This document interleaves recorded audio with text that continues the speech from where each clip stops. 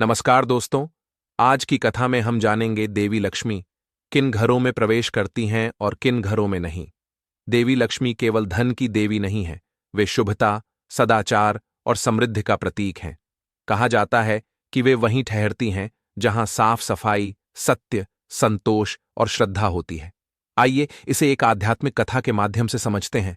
बैकुंठ धाम में विराजमान भगवान विष्णु ने लक्ष्मी जी से कहा, हे देवी, संसार में सब लोग तुम्हारी पूजा करते हैं, पर कुछ घर फिर भी निर्धन रहते हैं।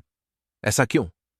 लक्ष्मी जी मुस्कुराईं और बोलीं, प्रभु, यह तो सत्य है कि संसार के सभी लोग धन, ऐश्वर्य और समृद्धि की कामना करते हैं। सब मुझे प्राप्त करना चाहते हैं और मैं भी हर घर में जाना चाहती हूं, पर कुछ स्थान ऐसे होते हैं जहां मेरा रहना संभव नहीं होता। विष्णु जी बोले, हे देवी, यह तो बड़ी गूढ़ बात कही आपने।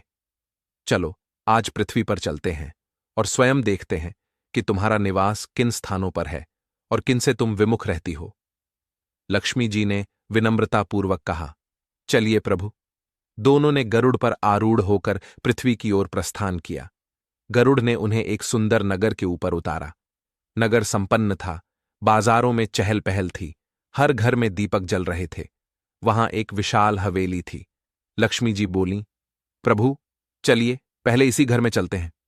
घर में प्रवेश करते ही उन्होंने देखा, वहां झगड़ा, क्रोध और कटु वचन का वातावरण है।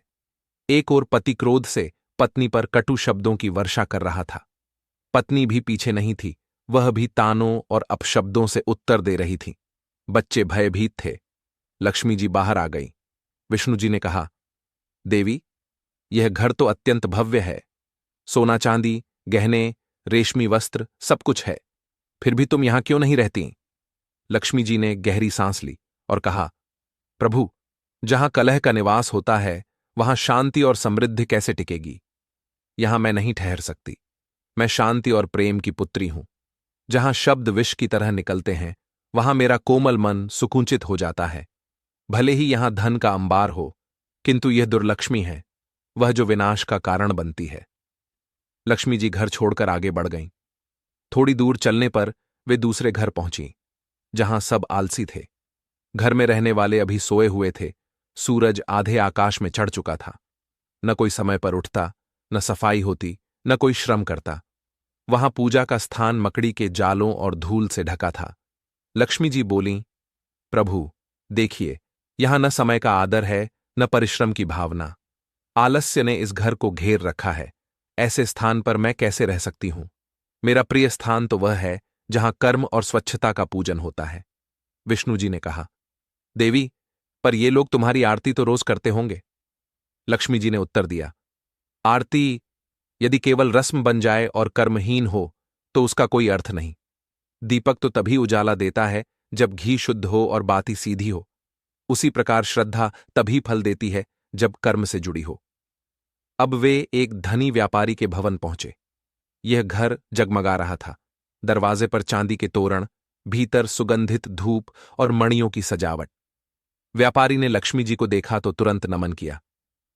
मां, मैं तो रोज आपकी पूजा करता हूं। देखिए, मैंने सोने की मूर्ति बनवाई है। मेरे पास बहुत धन है, अपनी कृपा बनाए रखना। लक्ष्मी जी मुस्कुराईं, पर उनकी आंखों में करुणा झलक रही थी। उन्होंने कहा, हे व्यापारी, क्या तुम्हारा धन सत्य और परिश्रम से अर्जित है? व्यापारी झिझका, माता, व्यापार में थोड़ा झूठ तो चलता ही है, थोड़ा लाभ हानि का खेल होता है, परंतु इससे क्या फर्क पड़ता है? लक्ष्मी जी गंभीर स्वर में बोलीं, फर्क पड़ता है। अधर्म से अर्जित धन मेरा नहीं होता, वह दुर्लक्ष्मी का धन होता है, जो छल से आता है और क्षण भर में चला जाता है। जिस धन में दूसरों का दुख, अन्याय या छल शामिल हो, वह तुम्हारे जीवन में शांति नहीं ला सकता। व्यापारी अवाक रह गया। वह झुककर बोला, मां, मुझे मार्ग दिखाइए।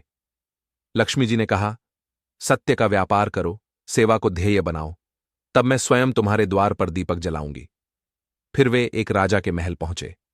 राजा धन, शक्ति और प्रतिष्ठा में अत्यंत समृद्ध था। उसने विशाल सभा में घोषणा की, मेरे राज्य में सब कुछ है, मैं स्वयं देवताओं के समान हूं। लक्ष्मी जी ने विष्णु जी की ओर देखा और मंद मुस्कान के साथ कहा, प्रभु, अहंकार सबसे बड़ा शत्रु है। जब मनुष्य यह मान लेता है कि सब कुछ उसी के सामर्थ्य से हुआ है, तब मैं वहां से विदा ले लेती हूं। मैं वहां रहती हूं जहां विनम्रता हो, जहां व्यक्ति यह स्वीकार करता है कि उसका वैभव भी ईश्वर की कृपा से है। इतना कहकर लक्ष्मी जी ने उस महल की ओर से मुंह फेर लिया। राजा ने अगले ही दिन पाया कि उसके कोषागार से धन चोरी हो गया, प्रजा विद्रोह करने लगी और राज्य में अराजकता फैल गई। वह रोते हुए बोला, माता, मुझसे भूल हो गई, अहंकार में मेरी आंखें बंद थीं। अब विष्णु जी ने कहा, देवी, इतने घरों में तुम नहीं रुकी, क्या कोई ऐसा घर भी है जहां तुम सदा रहना चाहो? लक्ष्मी जी मुस्कुराईं। हां प्रभु, चलिए, एक स्थान बचा है। वे नगर के किनारे पहुंची। वहां एक छोटी सी कुटिया थी। दीवारें मिट्टी की थीं, छत पर घास लगी थी, पर भीतर से दीप्ति झलक रही थी। अंदर एक वृद्ध दंपत्ति बैठे थे, जो ईश्वर की आराधना करते, मेहनत से जीवन यापन करते, अतिथियों का सत्कार करते और सबके प्रति प्रेम रखते थे। घर स्वच्छ था, दीपक जल रहा था और कोने में एक बालक भगवान विष्णु की मूर्ति के आगे फूल रख रहा था। वातावरण में संतोष, श्रम, श्रद्धा और प्रेम का माधुर्य था। लक्ष्मी जी प्रसन्न होकर बोलीं, यही मेरा सच्चा निवास है। जहां सत्य, श्रम, शुचिता और संतोष हो, वहां मैं सदा रहती हूं। लक्ष्मी जी की आंखें नम हो गईं। उन्होंने कहा, यही मेरा सच्चा निवास है। यहां न सोने की ईंटें हैं, न रत्नों की सजावट, पर यहां पवित्रता का प्रकाश है। यहां परिश्रम है, नम्रता है, कृतज्ञता है। यही मेरे लिए स्वर्ग से बढ़कर है। विष्णु जी ने कहा, देवी, अब तो मुझे भी झात हो गया कि समृद्धि केवल धन से नहीं, बल्कि सद्गुणों से आती है। फिर लक्ष्मी जी ने कहा, हे मनुष्यों, तुम सब मेरा आह्वान करते हो, स्वर्ण चढ़ाते हो, पर भूल जाते हो कि मैं वहां ठहरती हूं जहां हृदय का दीपक जलता है। मैं वहां कभी नहीं जाती जहां झूठ और छल का व्यापार हो, घर में कलह और कटुता हो, आलस्य और अपवित्रता का अंधकार फैला हो, या जहां अहंकार और लोभ का राज्य हो। और मैं सदा वहां वास करती हूं जहां सत्य और श्रम का पूजन होता है, घर और मन दोनों स्वच्छ रखे जाते हैं, ईश्वर की स्मृति और माता पिता का आदर होता है, और जहां सब जीवों के प्रति करुणा और प्रेम होता है। विष्णु जी ने प्रसन्न होकर कहा, देवी, आज तुम्हारी यह शिक्षा समस्त मानवता के लिए एक दीप बन जाएगी, जो उन्हें बतलाएगी कि लक्ष्मी की आराधना केवल पूजा से नहीं, बल्कि जीवन के आचरण से होती है। दोस्तों, आज की यह कथा हमें सिखाती है कि देवी लक्ष्मी सदाचार और शुभता की सखी हैं। वे कलह, आलस्य, छल या अहंकार वाले घरों से दूर रहती हैं, क्योंकि वहां दुर्लक्ष्मी का बोलबाला होता है। लेकिन जहां सत्य, श्रम, स्वच्छता, विनम्रता और प्रेम का दीपक जलता है, वहां वे सदा विराजमान रहती हैं। याद रखें, समृद्धि धन से नहीं, गुणों से आती है। घर को साफ रखें, मन को पवित्र बनाएं और जीवन में कर्म की ज्योति जलाएं। तभी लक्ष्मी आपके द्वार पर दस्तक देंगी।